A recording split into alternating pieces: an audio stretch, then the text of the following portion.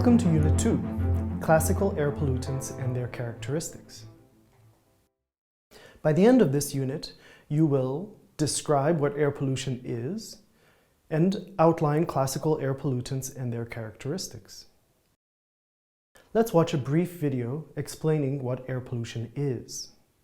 What is air pollution? The air around us contains many ultrafine particles. Even in a park of a city, one can find 10,000 of them in just 1 cubic centimeter of air. Right next to a busy street, there may be 10 times as many. There are different types of particles that typically are of different sizes. Some are of natural origin, others are man-made.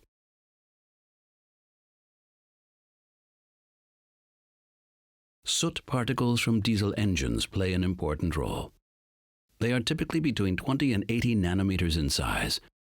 Particles aggregate and form larger particles of up to 500 nanometers.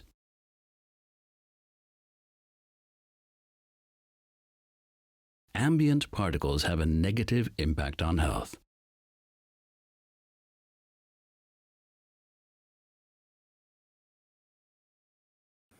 Air pollution originates from both outdoor and indoor sources. The most significant are the various outdoor anthropogenic combustion sources, most of them including fossil fuels combustion, such as transport, like vehicles, shipping, and aviation, industrial and power plants, and waste burning. Agriculture and livelihood also play an important role. Another significant combustion source is biomass burning, including controlled and uncontrolled forest and savanna fires. Residential fuel use for domestic activities is also a major source of outdoor air pollution in some regions and seasons of the year. Many of these sources, including fossil fuel combustion, also significantly contribute to global warming and climate change. Indoor sources include the incomplete combustion of polluting fuels for cooking, heating, and lighting, such as wood, coal, charcoal, kerosene, crop or animal waste. The use of unclean devices for cooking, heating, and lighting, such as old inefficient stoves, tobacco smoking, building materials, and furnishing and cleaning agents. Emissions from household sources contribute to elevated concentrations of outdoor air pollution. This is because the pollutants generated indoors, such as smoke from old cooking stoves, are exhausted outdoors. In this unit, we will focus on the most health-damaging air pollutants, also called classical air pollutants. Air pollutants can be classified in different ways. According to their origin, they're called primary pollutants, when they're emitted directly from the source. Examples of these are particulate matter, nitrogen oxides, sulfur dioxide, and carbon monoxide.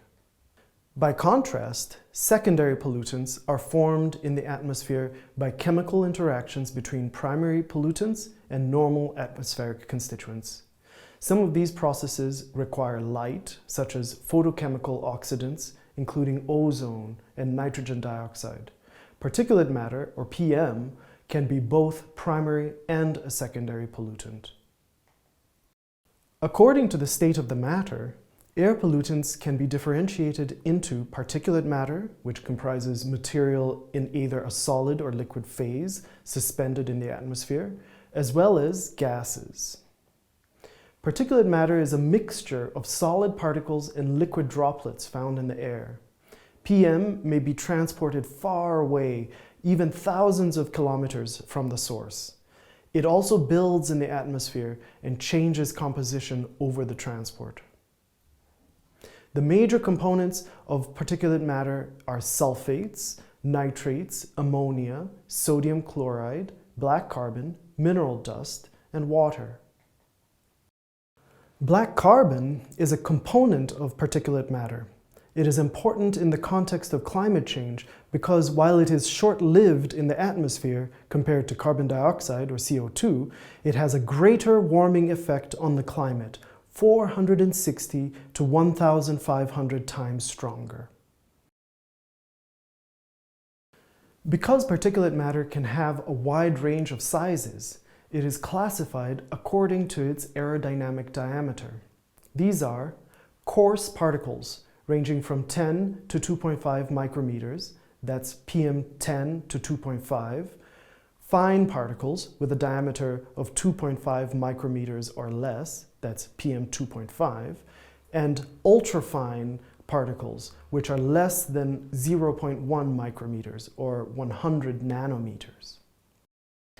The smaller the particles, the further along the respiratory tree they can reach, and the more likely they are to enter the bloodstream, causing great harm to the body. To give you an idea of the size of particulate matter, this image shows PM compared to the diameter of human hair or of a grain of sand. Air pollutants in the gas phase or state include ground-level ozone, which is the major component of smog and a powerful greenhouse gas contributing to global warming and climate change. Ozone is a secondary pollutant as it's formed by chemical reactions between oxides of nitrogen and methane or other volatile organic compounds in the presence of heat and sunlight. Nitrogen dioxide, which derives from power generation and traffic, is a major component of a complex mixture of gases and particles grouped under the name of traffic-related air pollution, or TRAP. And sulfur dioxide, which comes from the burning of fossil fuels, coal and oil, and the smelting of ores that contain sulfur. When considering PM2.5, we could inquire on whether the quality of the air we breathe improved in the last decade. The quick reply to this question is, it depends. In some areas, air pollution has decreased, while in others it has increased. This animated map shows the country annual concentrations of PM2.5 from 2010 to 2019. You have now completed Unit 2. Please download the reading material for further information. The next section provides details on the health impacts of air pollution.